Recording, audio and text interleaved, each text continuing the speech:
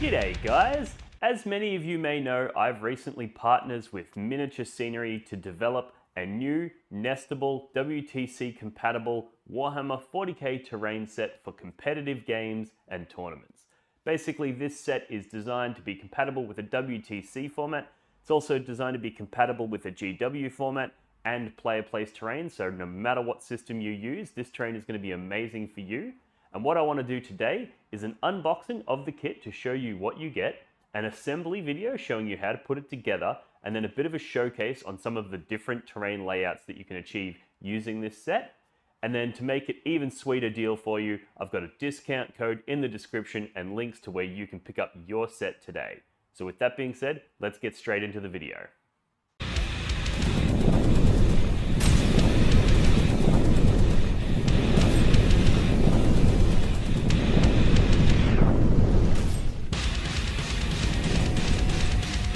Welcome to the Black God.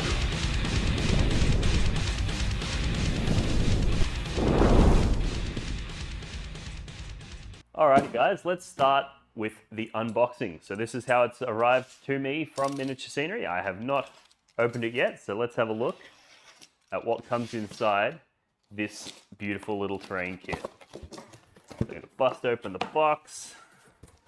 Alrighty, so we've got a bunch of these little panels. This one here's got a bunch of Chaos stars on it, which is nice. And then, oof, this big old brick of MDF sheets. So this has got all of the pieces that you'll need to create a full table of dense WTC compatible 40k terrain. And this is the perfect set for somebody who wants to keep it in their, cupboard or in their, wardrobe or whatever.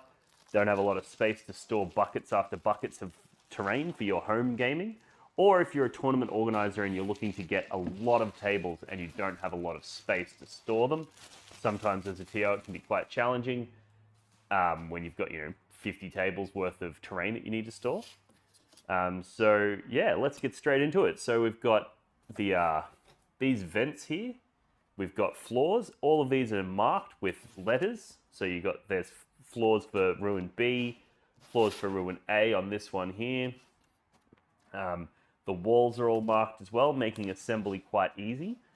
And then they just basically, for those who have not assembled a MDF terrain kit before, they just pop out with your thumbs. You don't really require any tools.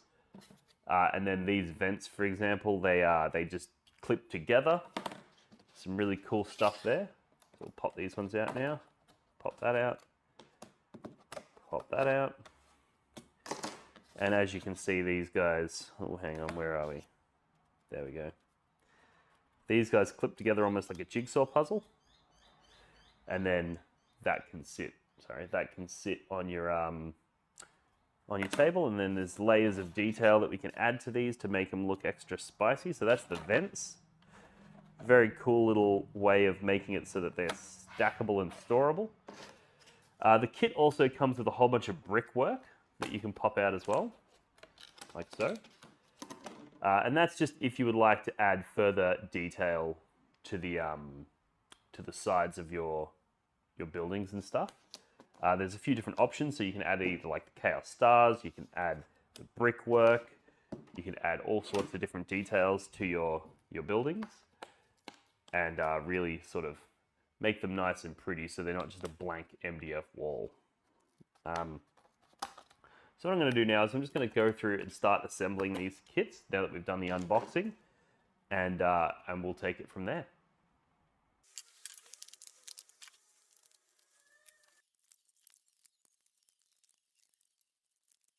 One thing I will note while you're assembling these, I would highly recommend holding on to these little window pieces that pop out, because you can always use those to plug the windows back in if you decide at a later date that you want to have the entire wall obscurable. So that's one little piece of advice when assembling these kits.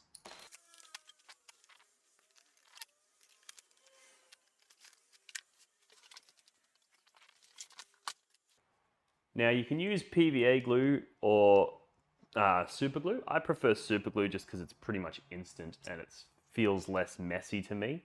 But I believe the kit is recommended to be used with PVA glue. But that's entirely up to you. I will be assembling mine with just your standard El Cheapo super glue from the dollar store. You get in a pack of 8 and it costs fucking $2, and that'll give you enough to assemble most of this kit, I'm going to assume. So there's our first ruined wall assembled. I'm going to assemble all the B's, which are the tall pieces first. And then go through and assemble all the A's, which are the medium pieces. And then I'm going to go through and assemble all the trees, the forests, the crates, the containers, all of that sort of stuff separately. I'm going to hold on to all these brickworks, and then I'm going to decide at the end whether or not I want to put the brickwork design on there or whether I want to do something custom and something a bit more interesting, because one of the beautiful things about these kits is they come with a relatively flat surface, right? So if you want to jazz it up however you want, you can. You can add forests to it, like you can add moss to it, you can make it look like a overgrown city, you can add snow pieces to it, you could get out your blade and you can hack the fuck out of it and make it look, you know, battle damaged. There's a lot of flexibility for customization in this kit, which I think is really cool. And it's something that makes it a little bit unique compared to some of the other terrain kits that you'll see out there.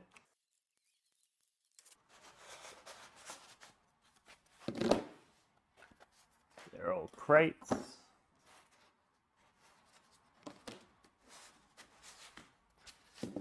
They're all forests. And then we got these big extra large pieces, building number C. I'll just actually finish this building B first.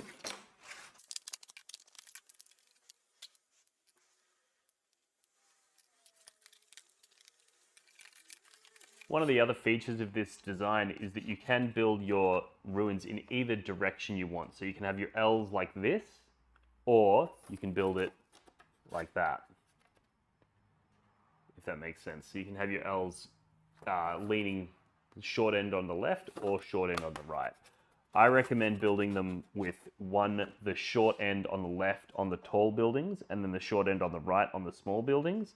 And that way you've got a little bit of diversity in the way that you can set up your tables, because one's going to provide protection from one direction and the other's going to provide protection from another.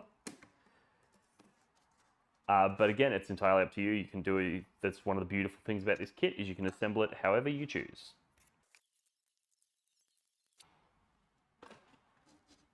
Do we have 2 ruins done and dusted, ready to go? So as you can see, it's a relatively rapid build. It's not very difficult to put together. Now let's talk about these vents. So the way that the vents work is they come in 2 pieces that clip together like so, and then they come with a whole bunch of these little trimming pieces, and basically you can glue those on so that they don't overlap the join, which allows you to then separate the 2 pieces and put them away for storage. So what I recommend doing with these is a dry fit, just to make sure you have the right pieces. Yep, and then when you're happy with it, you then just chuck some glue on the back of them. And just overlay that on the top. Alright, that's 1 tube of super glue down. Let's keep a count, eh?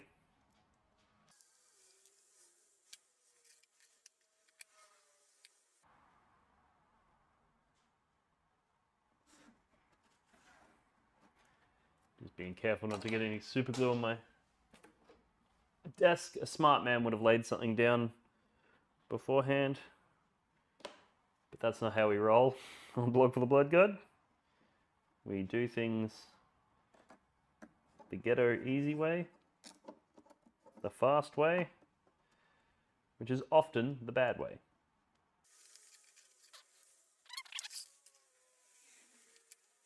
There's actually little notches etched into the base plate of the vent itself, which gives you directions on where to place these pieces of trimming, pieces of edging. which makes assembling these way easier.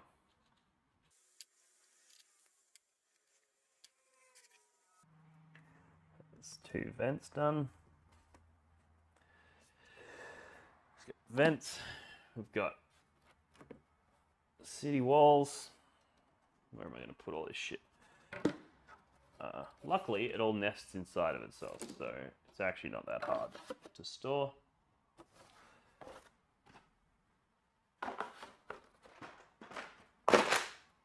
Get super glue fucking everywhere.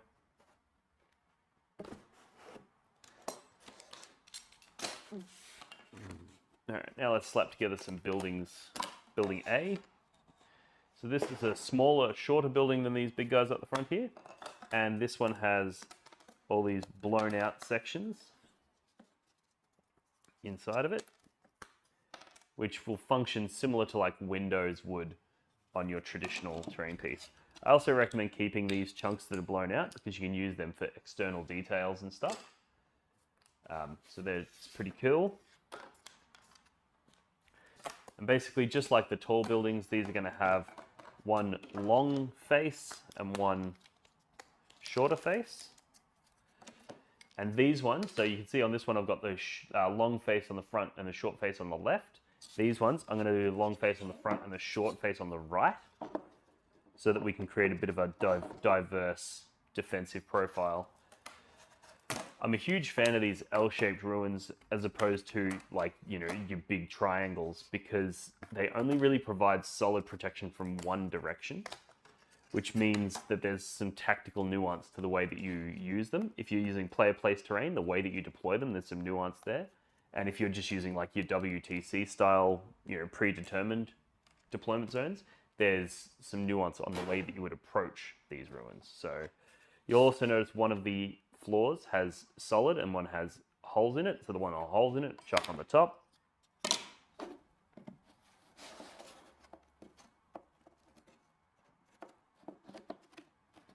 So she's gonna look something like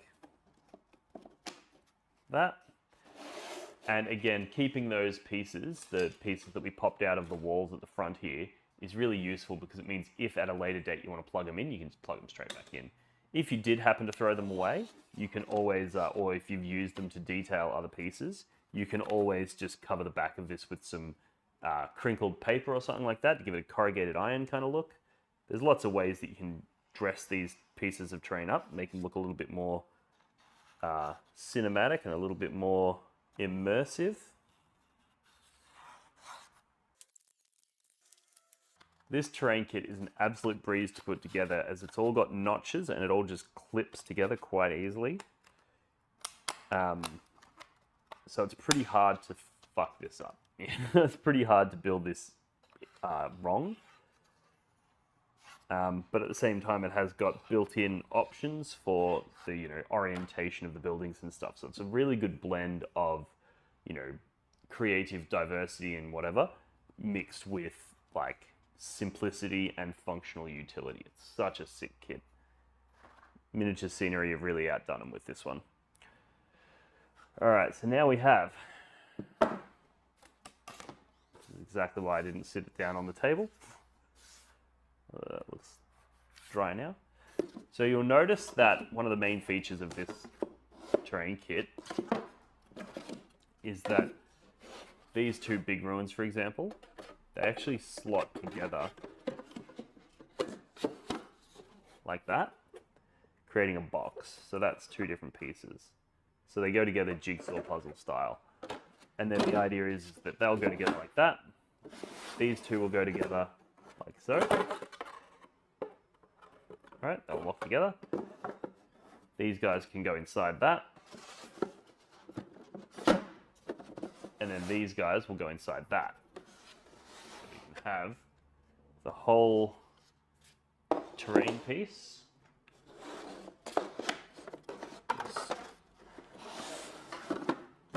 Little store in a box yay big. And now I can put that off to the side and continue building with the forests and continue building the crates, the containers and stuff. And then basically it's all going to fit inside like this. And you can even, on top of these, you can put your vents. and your containers in your forest, they also all stack down so that the whole kit, the whole table's worth, will fit inside a little box like that. So let's have a look at the forests. Now these, I shouldn't use the word forests because they're not really a forest, but functionally in the game, that's what the rules you would use. So they would be dense and difficult ground. And the idea here is it's kind of like a small area of more detailed ruins. So think of these like, you know, big ruined walls that have been largely cleared out. And then these smaller areas are more dense, more difficult ground, you know, more piles of rubble, that sort of stuff. And what we've got is essentially a few components. You've got your baseboard, you've got your slots, I guess is probably the best way to describe these. You basically just glue that fucker on. I'm just going to put blob there, blob there, blob there. So, glue that fucker on. And then all of these little circles are the bases of the forest pieces. And then these guys just slot together like so. Like a little L. And then they slot into the two slots on the base. And you get these nice little triangle pieces. I don't know whether you can see that, but you get these nice little triangle pieces that look like a section of ruined wall or, you know, a little pile of rubble. You know, you can sort of use your imagination, but they function like what trees would. And the beautiful thing is because we've now got our base piece with our slots, you can slot these in during the game. And then if they get in the way, like you want to move a vehicle through here or something, you can just pull these out and then they're good to go. So this is a really nifty way of doing forests where they have minimal impact. You'll also notice that these are, the notches on these are designed so that you can't connect the wrong two, you know, so that's really is the most user-friendly kit to put together. And there we have a forest built and ready to go. It's just going to sit up there for now. And then what I'm going to do is I'm going to build the crates next, because when it comes to putting it away for storage, the forests stack inside the crates. So let's put those crates or shipping containers together.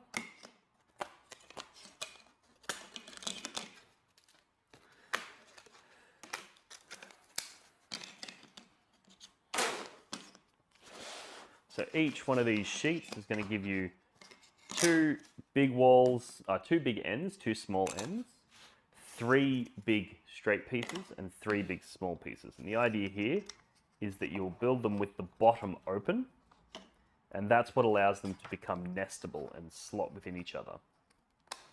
There we go.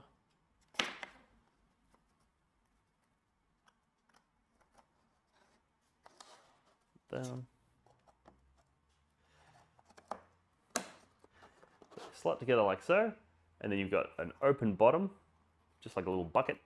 And the idea there is that when we put the smaller one, so there's a big one and a small one in each panel, when you put the smaller one together, he slots inside the bigger one.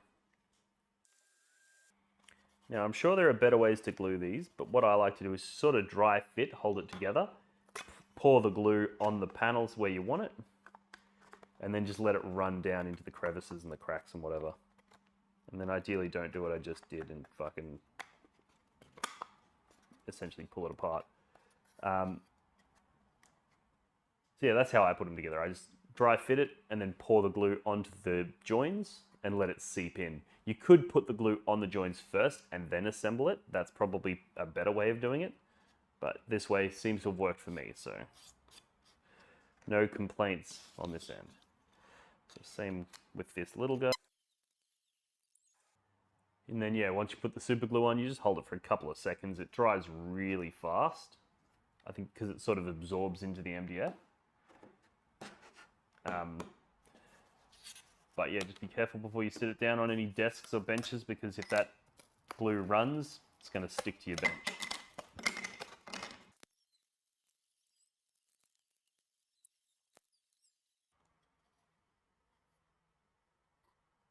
As is always the case with these, one of those tubes of super glue was defective, so I'm not counting that towards the tally, by the way.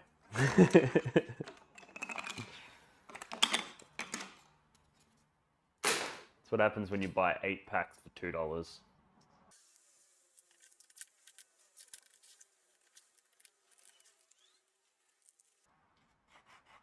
Oh wow, another one's defective.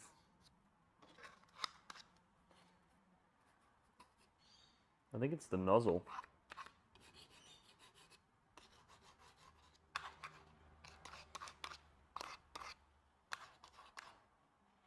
Yeah, it's the nozzle.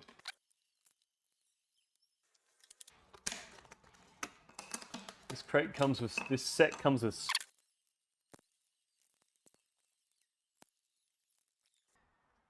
Alrighty, there we have all of our shipping containers, or our crates, finished.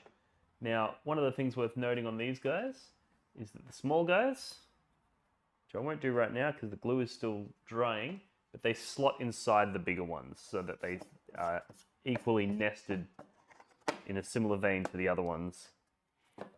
So, where's some that are dried? They essentially slot in like that. But we'll go through that in more detail when they are all finished and everything's dried and I've got everything painted, and we'll do a proper showcase. And now we've just got another 3 forests to build and we're done.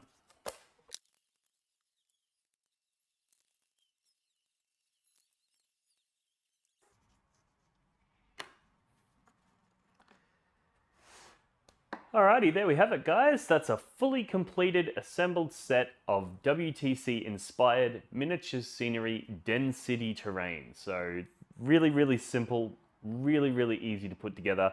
I have left off things like the detail work for now because I'm going to basically look at it and make some decisions on what I want to do there. But this is fully assembled to a practical level, and it's probably only an extra couple minutes to throw on those detail pieces. So yeah, let's get into painting it now, and I'll be right back. Alrighty guys, quick update on the Den City terrain. I've finished the assembly, and I've added the details since you last saw this. So we've added the brickwork on, we've added some Chaos stars on there, we've really jazzed it up. And this is a good look at just how much terrain you get in this set. So you'll get 2 pieces that have windows, tall pieces, 2 small pieces with blown out holes in them, 2 tall pieces with no windows, perfect for hiding your Imperial Knights, etc. Then you get, 12 crates, shipping containers. You get 4 sets of forests, and you get 2 vents. So that is enough to fill a 6x4 with dense terrain, perfect for your WTC style events. I'm going to throw some spray on them now, and I'll get back to you guys in a moment. Alrighty, first step to getting some spray down on these guys is just a black base coat. Now I would recommend using the cheapest spray paint you can get your hands on for this, because it's going to take multiple cans. This set took me 2 entire cans. So you don't want to be using your Chaos Black GW spray for this, otherwise you'll go fucking broke. And the important thing to note is to make sure that you get your angles right. So if you just spray from the top down, it will leave shadows underneath the detail work. So you're going to make sure you tip the ruin up on an angle and spray it. You can sort of see I've missed a little bit in there. So yeah, make sure when you're spraying it, you spray it all from top down, but then tip everything upside down and then spray it again from the bottom. Make sure you get all of those bits and pieces. And we're going to jump into some texture and detail now. Alright, if you want to know an amazing hack on how you can get texture on a bulk surface like this, get yourself some Dulux Duramax Granite Effect. And this is really good in the way that it sprays out a textured spray, which will give all of these guys a really nice texture that we can then paint over the top of and further enhance. But this is a really good base coat for terrain. And here's what it looks like with a coat of that Dulux Granite paint. So as you can see, it looks exactly nothing like granite, but it does give it a nice texture. So once that's dried, we'll be able to then spray over it again with greys, blacks, whites, get real good highlighting on it. And once you've got this sort of textured look to it, once you then recolor that in with the colors that you want your terrain piece, it's going to look really good. So we've got the black so that we make sure we maintain our shadows underneath here and make them black shadows. We've got the granite down to give it the texture. That's our base coat done. And then we're going to go over the top of that with some more colouring. So we'll do that in a moment and we'll be right back. And there we have our final coat of spray. So over the top of the granite, I've done a thick coat of grey primer. Then over the top of that, from a very far back distance on a top-down angle, I've done a white, flat white, which has given it a sort of a highlight. And then I've just hit it randomly all over the place with patches of black to create sort of blast marks and stuff like that. I've also gone more heavy on the black on the inside rim of where the the buildings are ruined, and harder around the blown out sections of wall, etc., just to give it that sort of illusion that there's been blasts that have hit these buildings and done serious damage. And that's all of the base coats done. So I'm going to bring her inside now, and then we're going to sit there and we're going to paint all of the Chaos stars, do some work on the bricks, that sort of stuff, to really make this terrain pop. But for now, that's where we're at with the painting. Alrighty guys, there we have a full painted and assembled set of Den City terrain. As you can see, there's plenty of pieces of terrain included in this kit. We've got 6 buildings, so you've got 2 large ones with windows, 2 large no windows, and then 2 medium-sized with windows. You get 6 large shipping containers, 6 small shipping containers, 4 sets of forests, as well as 2 vents for a total of 6 pieces of area terrain. So it's really comprehensive. It's enough to fill any decent tournament table. I'm going to show you a few different terrain layouts in a moment, but before I do, I want to show you the hands down best feature of this terrain. So not only does it look great, not only is it sturdy as hell, but it's infinitely stackable. So what I want to show you is the brilliant idea of nesting terrain. So as you can see, we've got these 2 big L's here. We've got these 2 other big L's with windows. They actually sit just inside. Then we've got these 2 smaller L's, which are going to sit inside as well, like so, which is going to allow us to store them in a very small amount of space. The next step is all of these 6 big shipping containers go like so, and then we're going to grab all the smaller shipping containers, and they will all slot just inside. And there's enough room on this so that if you do use textured paint, you can still slot them inside. So those shipping containers, they're going to go nice and snug in there. And then all of these forests will go inside the shipping containers, allowing for even further nested storage. And this way, we're going to fit the entire table's worth of terrain in a very small space. So, once you've got it down to this, you grab your 2 vents, and as shown in the assembly video, these guys separate into 2 pieces, which is going to allow them to sit in as well. And then basically what we're going to do is we're going to take these shipping containers and slot them on the inside like that. And then the next set will go, whoop, I've dropped that one, on the floor above. So they're all slotted in. We're going to take these vents, we're going to slot them in there, and we're going to take all the bases for your forests, and we're going to slot those in there, and then we're going to add these 2 pieces together. Hang on. I think the best way to do this is to actually have your 2 medium-sized ones first and add them together like so, and then add them to the outside set. And now you've got the entire table's worth of terrain stacked in a single box that's about yay big. And that will fit in any wardrobe, any cupboard. It'll fit in the stairwell of the backseat of your car if you're traveling to a mate's house. You don't even need to pop the boot. You don't need to put it in the trunk, as you Americans would call it. It's all good. It's all going to fit in a very tight space. Transportable if you're going to a mate's house, and if you happen to be a TO, you could fit, I don't know, 15 wide by 3 deep on a 6x4 board. So you can fit, I don't know the maths, but a shit ton of these in the trailer or in the boot of your car if you're traveling to a tournament. And it's going to save you a heap of space on storage. So this is designed to be as player friendly and as TO friendly as possible. And now what we're going to cut into in a moment is I'm going to show you a bunch of different terrain layouts. And the idea is that you'll be able to use this one set to create either a light, medium, or dense table for your team style events. And you're also going to be able to use this to use player placed terrain in a traditional sort of 1v1 style tournament. So it's got a lot of flexibility in this kit. It's durable as fuck. It looks gorgeous, and it's infinitely nestable and stackable. So it's got everything you could possibly need in a terrain set. Check out the links in the description below if you want to pick up a set, because we've got a discount code in there, and you can also, pick up a bunch yourself. If you are a TO looking to get a whole lot, make sure you reach out, and we can probably organize an even greater discount if you're wanting to buy bulk quantity so that you can run your own events. So with that being said, what I'm going to do now is I'm going to cut to a top-down camera, and we're going to do a couple of different layouts to show you just how much terrain this is and what sort of coverage you can expect on a table using this set of terrain.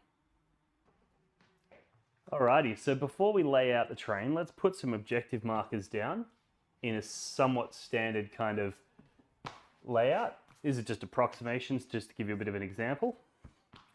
So say you're playing a 5 objective mission, then we get out our terrain set. Now, if you were playing player placed terrain, what you'd do is you would simply separate the set into 2 halves, and you go, cool. Player 1 gets 3 of those, 1 of these, and 2 of these,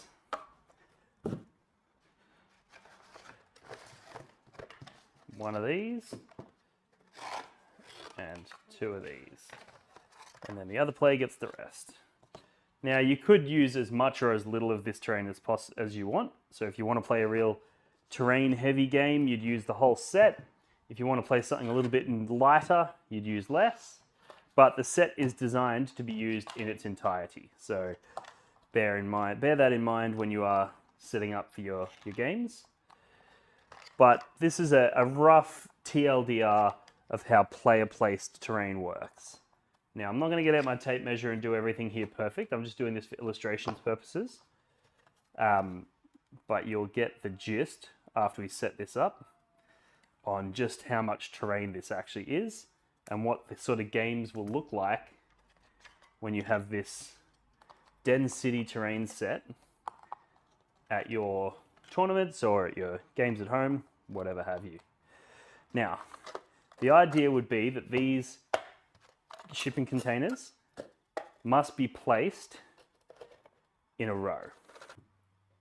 So the way that you'll normally do this is these ones, the crates, the shipping containers, the forests, and the vents can't be placed within 4 inches of each other or a table edge, and the big obscuring pieces of terrain can't be placed within 6 inches of each other or within 4 inches of the, crates, the forests, or the table edge. That's generally how we do it. However, feel free to obviously come up with your own system, whatever works best for you. But basically what we're going to do here is just a bit of a mock deployment, just to show you what a standard table full of terrain will look like with this set. So we're going to get all the little pieces out of the way first. Now let's say we're doing a mission like, say, the Scouring as an example. So we've got hammer and anvil style deployment. And generally the way player-placed terrain would work is you roll off, you alternate placing pieces, and you can't place your pieces in your opponent's table half. So you've basically got to place your pieces somewhere around in your half of the table. Now, say a player on this side wins the roll-off and they get to place first. They might decide that they want that central objective to be defendable for them. So they might take this ruin and place it right there in the center of the table. which I think I might have got my measurements off a little bit, but you'll get the gist, roughly in the center of the table. And their goal there is to make it so that they can, in their first turn or in their subsequent turns, they can move up to and then stage units in that center of the table to be defendable. So that's our first piece of terrain down. Now the second person, they might place theirs. They might decide that they really want their home field objective to be defendable. So they might put an L like that somewhere so that they're obscuring everything. Then the next person, he places down, he wants his objective further back out on the flank to be defendable. So he's going to go like that. The next bloke is going to put his piece down somewhere like this. Then we're going to just chuck some more down, not putting a massive amount of thought into these, just using it as an illustration. Now, with this set, you might struggle with the 6-inch on the big ruins, because as you can see, there's quite a few big ruins, particularly if your first person goes aggressive and puts it in the center like that. So you're best to just talk to your TOs. As a TO, try and do a few different mock setups and see what you can come up with, but this is a general idea of what you could do. So now we're up to the smaller pieces, and we might decide that we want to place them something like this. Now, obviously, you don't have to place them in this order. You know, you don't have to place all the buildings first, followed by all of the smaller pieces. That's just how I've chose to do it for this. And then the next guy might go, you know what, I really want that backfield to be defendable. I don't want people sneaking in behind me, so I'm going to place my craters like this, creating a bit of an L shape tucked in the back there. And then we're down to forests. Let's say this guy's a shooting army, so he doesn't want his forests in front of him. And this guy being the non-shooting army, he does want the forests in front. So you're going to end up with a placement somewhat like this, where one person puts his forests behind him, so he doesn't have to deal with the obscuring work, the dense cover rule. And then the other bloke's going to place them up the front. And then a similar philosophy with the vents. One guy's going to place his like that. And then the other guy's going to place his probably over here somewhere, knowing that that's not difficult ground, so it's not going to be any particular challenges. And there we have some rough terrain placement. So as you can see, there's pretty much nowhere on this table that is a gap bigger than, say, 4 inches for terrain. So it's a very, very dense table. There's a lot of terrain coverage. And you've also got multiple different types of terrain happening simultaneously. So you've got, you know, multiple forests in the center of the table, multiple forests down the back here. You've got shipping containers, which are non-breachable walls, so that makes it difficult for infantry to move around. However, they don't provide obscuring, so they're not providing a massive amount of protection. And then you've got your various big line of sight blockers. You've got ones in the corners over here that don't have windows, so they provide full protection for knights and the like. You've got these smaller ones over here and here, which have windows in them, which will allow your opponent to see you through them if you happen to be touching them. And then you've got these central pieces, which are a bit of a hybrid. They have the windows, but they're also quite tall, so you could fit large models in behind them and still be obscuring. So we're going to flip over to a roaming camera now. I'm going to do a whip around and show you what this table is going to look like. And yeah, if this is something you're interested in, definitely check out that website. Get that discount code from the description. Alrighty guys, here we have the table fully set up as per the top-down camera. So as you can see, we've got some L-shaped guys behind here, crates. They can be either set up in a nice L like that, or in a bit of a zigzaggy kind of Tetris-looking shape. You can set them in a straight line if you want. You could brick them all together. So that's a really diverse piece of terrain, as long as they're stacked 2 high and in a straight line of 3. Then up in the center of the table, hoping to provide some -1 for the shooting attacks, you've got some forests strategically placed. These other forests strategically placed behind the shooting army because they don't want to have to deal with the negs from being shot, and it also allows them to deploy units inside them so that they're defended but they're not suffering the negatives. And then you've got your big line of sight blocker which doesn't have windows. You've got your big line of sight blocker that does have windows, and then you've got your smaller line of sight blocker that does have windows or holes in the terrain piece. So that's an idea, and then of course you've got your vents which give you the light cover and dense cover but not dangerous ground. So that's an idea of a terrain setup. And as you can see, it's quite fast to set up these tables using player placed. You don't have to have arguments over what terrain goes where. You just go, cool, this is my half of the set, this is your half of the set, and off we go, alternating placing pieces until all of the terrain is down. Alrighty guys, I hope you enjoyed that video. If you did, please feel free to head over to blogforthebloodgod.com where you can pick up some merchandise to support the channel. You can join our Patreon, you can join our Discord server, and you can also navigate a bunch of other features on that website. Really convenient ways of finding the appropriate content that you're interested in. We've got articles on there as well, so if video-based content isn't always suitable for you, you can check out that content. There's plenty of cool shit on that website, so make sure to check it out. Thanks for tuning in, and I'll see you in the next one. Cheers.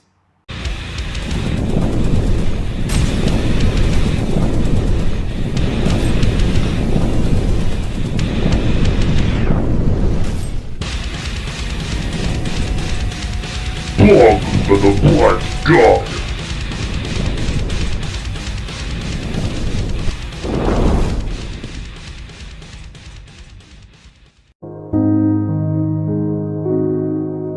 The Warhammer community suffers from some of the most prohibitively expensive essentials in the world, especially Australian content creators. Every single day, Dean wants to create content, but he can't. Suffering from old, worn-out brushes, expensive model kits, and costly software and equipment he can't endure much longer. Just look at this dirty paint water. Would you drink this? Would you let your child? Even a small monthly donation can help provide Dean with clean paint water, basic tools for survival, and access to life-saving information and education. So please, follow the links in the description below and find out how you can sponsor a mad cunt like Dean today and end the suffering. Suffering that is cruel, unsustainable, and your fault.